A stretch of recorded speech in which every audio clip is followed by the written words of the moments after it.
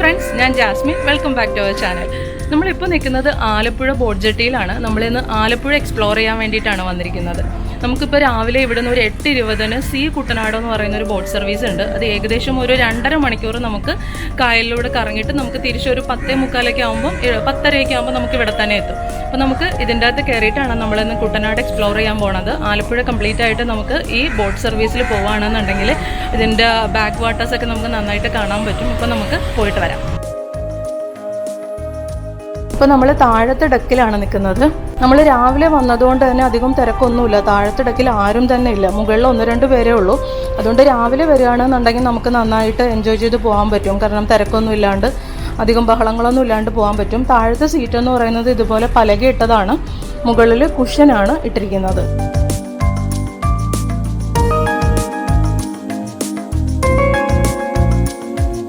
ഇവിടെ ഒരുപാട് ഹൗസ് ബോട്ടുകളും അല്ലാത്ത ബോട്ടുകളും ഒക്കെ നിർത്തിയിട്ടിട്ടുണ്ട്.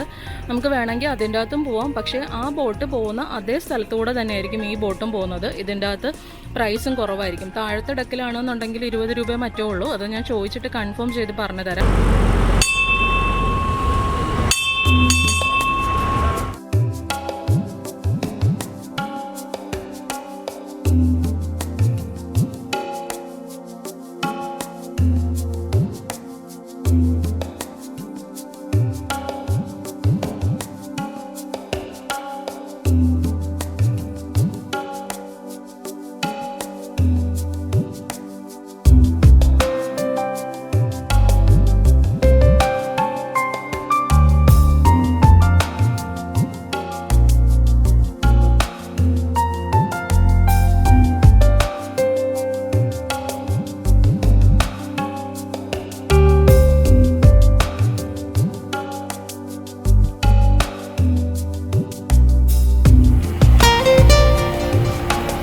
ഇപ്പോൾ നമ്മൾ ബോട്ടിൻ്റെ ബാക്കിലാണ് നിൽക്കുന്നത്. ഇവിടെ ഒരുപാട് ഹൗസ് ബോട്ടുകൾ നിർത്തിയിട്ടിട്ടുണ്ട്. ഇവിടെ ഒരു ഹൗസ് ബോട്ട് അങ്ങോട്ടേക്ക് പോകുന്നുണ്ട്. നമുക്ക് വേണമെന്നുണ്ടെങ്കിൽ ഇവിടെ വന്നിട്ടൊരു ഹൗസ് ബോട്ടിൻ്റെ പാക്കേജായിട്ട് എടുക്കാം. പക്ഷേ ഹൗസ് ബോട്ടിന് അത്യാവശ്യം റേറ്റ് കൂടുതലാണ്. സാധാരണക്കാർക്കൊക്കെ അഫോർഡ് ചെയ്യാൻ പറ്റുന്ന റേറ്റിലായിരിക്കത്തില്ല. അപ്പം നമുക്ക് ഈ ഹൗസ് ബോട്ട് പോകുന്ന വഴി കൂടെ തന്നെ ഈ സീ കുട്ടനാട് എന്ന് പറയുന്ന ബോട്ടിൽ പോവുകയാണെങ്കിൽ നമുക്ക് ആലപ്പുഴയെ എക്സ്പ്ലോർ ചെയ്യാൻ സാധിക്കും. മാത്രമല്ല നമുക്ക് ഒരു സൈഡിലോട്ട് പോകുന്നതിന് 60 രൂപയാണ്. അപ്പം ആ 2.5 മണിക്കൂർ നേരം അങ്ങോട്ട് പോയിട്ട് തിരിച്ചു വരുമ്പോൾ നമ്മൾ തിരിച്ചു വരുന്ന ടിക്കറ്റ് എടുക്കണം. അങ്ങനെ മൊത്തം കൂടെ 120 രൂപയാണ് ഈ അപ്പർ ഡെക്കിൽ ഇരിക്കുന്നതിന്. താഴത്തെ ഡെക്കിൽ 1 സൈഡ് 23 ആണ്. താഴത്തെ ഡെക്കിൽ സാധാരണ നാട്ടുകാരായിട്ടുള്ള ആൾക്കാരാണ് കൂടുതലും കയറുന്നത്. അപ്പോൾ അവർക്ക് ഒരു മിനിമം റേറ്റ് 16. അതിൻ്റെ ഇടയ്ക്കത്തെ ബോട്ട് ജെട്ടിയിൽ ഇറങ്ങുന്നവർക്കൊക്കെ ആണെങ്കിൽ 16 രൂപയാണ്. അല്ലെന്നുണ്ടെങ്കിൽ ഈ ട്രിപ്പ് ഫുള്ളായിട്ട് പോയിട്ട് വരാൻ 1 സൈഡിന് 23 ആണ്. മുകളിൽ 1 സൈഡിന് 60 റുപ്പീസ്. ഇപ്പോൾ നമ്മൾ കാണുന്നത് ഒരുപാട് ഹൗസ് ബോട്ട് നിർത്തിയിട്ടിരിക്കുന്നതാണ്. കോവിഡ് ആയതുകൊണ്ടൊക്കെ ആയിരിക്കണം അധികം ഹൗസ് ബോട്ടിനൊന്നും അങ്ങനെ സർവീസ് ഇപ്പോൾ പോകുന്നില്ല. ഒരുപാട് തിരക്കും കുറവാണ്. നമ്മുടെ ബോട്ടിൽ തന്നെയും ആൾക്കാരില്ലല്ലോ. ഇപ്പം നമ്മൾ ആ കനാല് പോലത്തുള്ള സ്ഥലത്ത് നിന്ന് നമ്മൾ വലിയ കായലിലേക്ക് കയറിയിരിക്കുകയാണ്. ഒരുപാട് ഹൗസ് ബോട്ടുകൾ സർവീസ് നടത്തുന്നുണ്ട്. പക്ഷെ എന്നാലും ഒരുപാടെണ്ണം അവിടെ നിർത്തിയിട്ടിരിക്കുകയാണ്.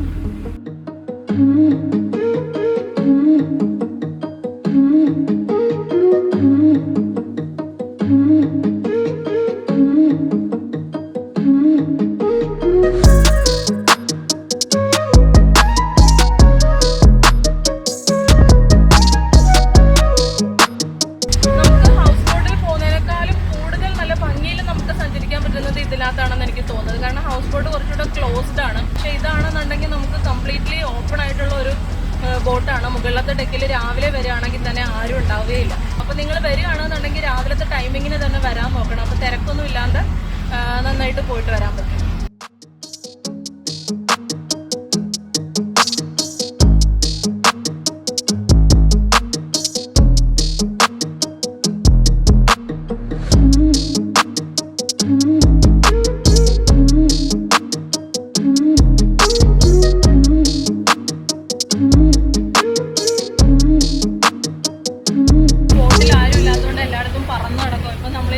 ഏറ്റവും ബാക്കിൽ ഒരു പെട്ടിയിലാണ് ഇരിക്കുന്നത്.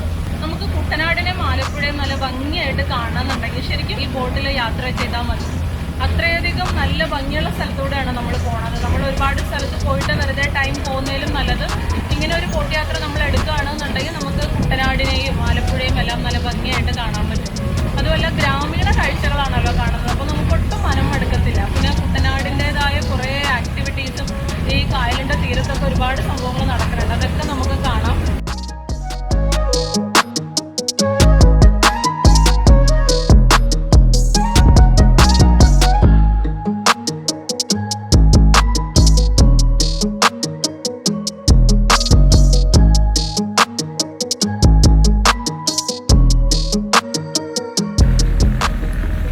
ഇതിനകത്ത് ആകെ 3 പേരേ ഉള്ളൂ കേട്ടോ, എന്നെ കൂടാതെ ആകെ 3 പേര്. അവർ 3 പേരും ക്യാമറയായിട്ട് പല സ്ഥലത്തുള്ള കാഴ്ചകൾ ഒപ്പിയെടുത്തുകൊണ്ടിരിക്കുക.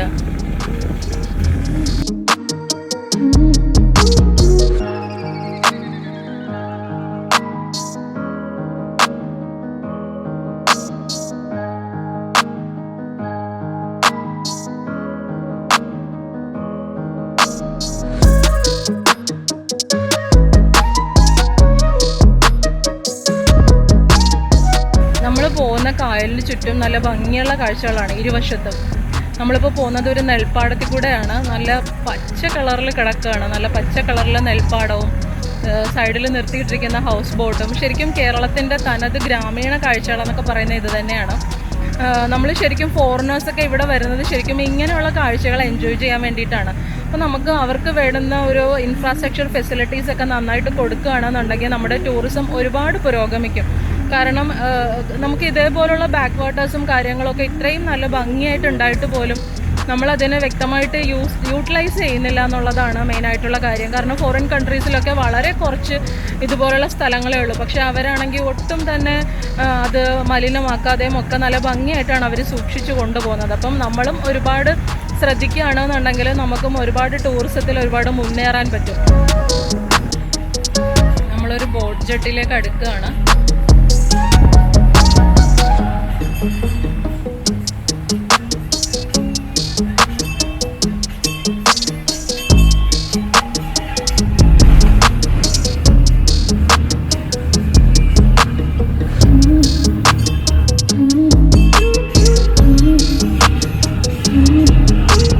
ശരിക്കും ആലപ്പുഴയെ കിഴക്കിൻ്റെ വെനീസ് എന്ന് പറയുന്നത് അക്ഷരാർത്ഥത്തിൽ ശരിയാണ്. നമുക്കിതിലേക്കൂടെ പോകുമ്പോൾ ശരിക്കും നമുക്ക് ആ ഒരു ഫീല് നമുക്ക് മനസ്സിലാക്കാൻ സാധിക്കും. ഇത്രയധികം ഭംഗിയാണ് ഈ ബാക്ക് വാട്ടേഴ്സിൻ്റെ കാര്യങ്ങളും എല്ലാം കൊണ്ടും ആലപ്പുഴയെ കാണാൻ തന്നെ നല്ല ഭംഗിയാണ്.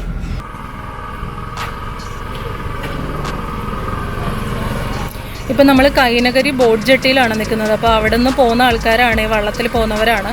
ഇവിടേക്കൊക്കെ വരാനായിട്ട് ഇവരെ ആശ്രയിക്കുന്ന ഒരു മോഡ് ഓഫ് ട്രാൻസ്പോർട്ട് എന്ന് പറയുന്നത് ഈ വള്ളവും ഈ ബോട്ടും ഒക്കെ തന്നെയാണ്. ഇവിടെ ഒരു 5 മിനിറ്റ് സ്റ്റേ ഉണ്ട്. അപ്പോൾ നമുക്ക് ഭക്ഷണം കഴിക്കണമെങ്കിൽ അല്ലെങ്കിൽ ലഘുവായിട്ട് എന്തെങ്കിലും ചായയൊക്കെ കുടിക്കണമെങ്കിൽ നമുക്ക് ഈ അടുത്ത് കാണുന്ന ഹോട്ടലിൽ പോയിട്ട് നമുക്ക് ചായ കുടിച്ചിട്ട് വരാം.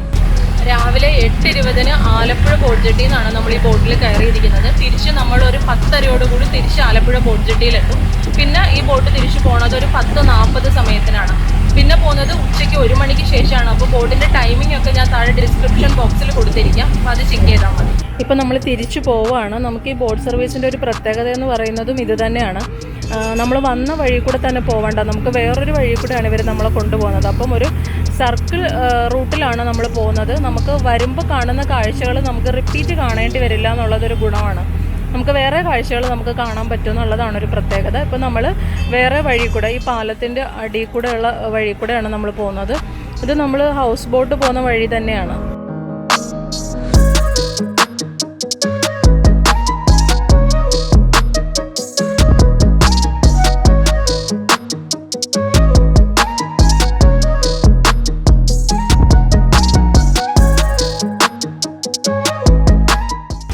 നമുക്ക് എല്ലാ വീടിൻ്റെ മുന്നിലും ഇതുപോലെ ഒരു 3-4 പടികൾ ഈ കായലിലേക്ക് കെട്ടിയിട്ടിരിക്കുന്ന കാണാം.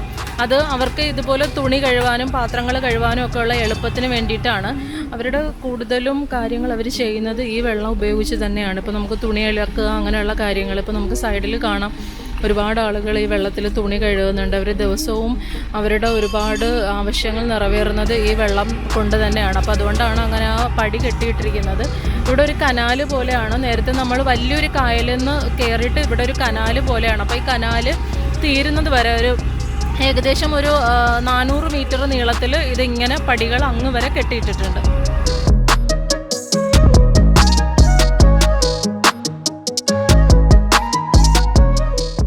നമ്മളിപ്പോൾ കാണുന്നത് കൈനകരി ഫ്ലോട്ടിംഗ് ബോട്ട് ടെർമിനലാണ്.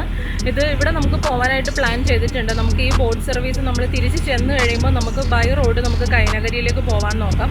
അപ്പം ആ റോഡിൽ കൂടെയുള്ള കാഴ്ചകളും നമുക്ക് പിന്നെ ഇവിടെ വന്നിട്ടുള്ള കാഴ്ചകളും ഒക്കെ കാണാം.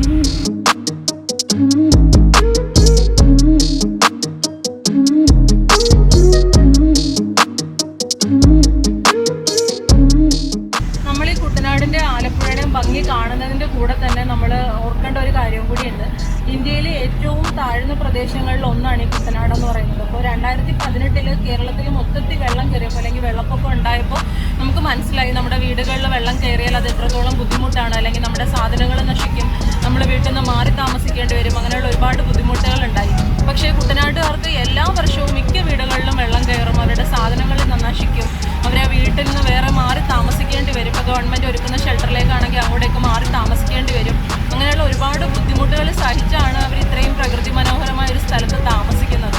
അപ്പോൾ അതുകൂടി നമുക്ക് ഇതിലേക്കൂടെ പോകുമ്പോൾ നമുക്ക് ഓർമ്മ വരും. കാരണം നമുക്കിപ്പോൾ ഹോസ്പിറ്റലിലൊക്കെ പോകണമെന്നുണ്ടെങ്കിൽ നമുക്ക് പെട്ടെന്ന് ഒരു വണ്ടി വിളിക്കുകയോ അല്ലെങ്കിൽ ബസ്സിൽ കയറിയോ അല്ലെങ്കിൽ ഒരു കാറ് വിളിക്കുകയോ ചെയ്തിട്ട് നമുക്ക് ഹോസ്പിറ്റലിലെത്താം. പക്ഷേ ഇപ്പോഴും ആലപ്പുഴയിൽ ബസ് ചെല്ലാത്ത ഒരുപാട് സ്ഥലങ്ങളുണ്ട്, അല്ലെങ്കിൽ റോഡ് മാർഗം വണ്ടി ചെല്ലാത്ത ഒരുപാട് സ്ഥലങ്ങളുണ്ട്. അപ്പോൾ അവിടെ ഉള്ളവരൊക്കെ ആണെന്നുണ്ടെങ്കിൽ അവരെ ആശ്രയിക്കുന്നത് ഈ ബോട്ടും വള്ളവും ഒക്കെ തന്നെയാണ്. അപ്പോൾ പെട്ടെന്ന് ഒരാൾക്ക് അസുഖം കൂടുക അങ്ങനെയൊക്കെ വരുമ്പോൾ അവർക്ക് ആകെ ആശ്രയിക്കുക ഈ വള്ളത്തിൽ കയറ്റി അയാളെ റോഡിൻ്റെ അടുത്ത് എത്തിക്കുക, അവിടെ നിന്ന് വണ്ടിയിൽ ഹോസ്പിറ്റലിൽ കൊണ്ടുപോവുക. അതൊക്കെയാണ് ഇവർ അഭിമുഖീകരിക്കുന്ന ഏറ്റവും വലിയ വെല്ലുവിളി എന്ന് പറയുന്നത്.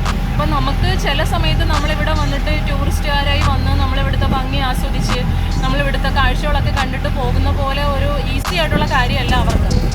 നല്ല ഭംഗിയുള്ള സ്ഥലമാണ്, അവർക്ക് ഒരുപാട് ഇഷ്ടപ്പെട്ട സ്ഥലമാണ് ഒക്കെ. എന്നിരുന്നാൽ തന്നെയും അവർക്ക് ഒരുപാട് ബുദ്ധിമുട്ടുകളും ഇവിടെ താമസിക്കുമ്പോൾ അല്ലെങ്കിൽ ഈ ഒരു പ്രകൃതിയുമായിട്ട് ചേർന്ന് ജീവിക്കുമ്പോൾ അവർക്ക് ഉണ്ടാവുന്നു എന്നുള്ളത് സത്യം തന്നെയാണ്.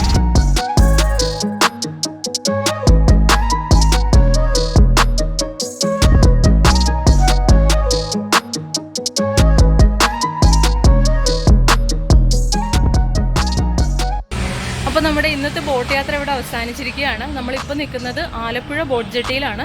നമ്മൾ രാവിലെ 8:20 ഇവിടെ നിന്ന് ബോട്ട് പോയത്. തിരിച്ച് നമ്മളൊരു 10:15 തിരിച്ച് ബോട്ട് ജെട്ടിയിലെത്തി. അപ്പോൾ ഇന്നത്തെ വീഡിയോയും യാത്രകളും ഒക്കെ എല്ലാവർക്കും ഇഷ്ടമായെന്ന് വിചാരിക്കുന്നു. വീഡിയോ ഇഷ്ടമായെന്നുണ്ടെങ്കിൽ എപ്പോഴും പറയുന്ന പോലെ ലൈക്ക് ചെയ്യണം, നിങ്ങളുടെ അഭിപ്രായങ്ങൾ താഴെ കമൻറ്റ് ചെയ്യണം. നിങ്ങൾ ഇതുവരെയും എൻ്റെ ചാനൽ സബ്സ്ക്രൈബ് ചെയ്യാതെയാണ് കാണുന്നുണ്ടെങ്കിൽ ഒന്ന് സബ്സ്ക്രൈബ് ചെയ്തേക്കണം. സബ്സ്ക്രൈബ് ചെയ്യുമ്പോൾ അടുത്തൊരു കുഞ്ഞ് ബെല്ലൈക്കൻ ഉണ്ട്, ആ ബെല്ലൈക്കൻ കൂടി ഒന്ന് പ്രസ് ചെയ്യണം.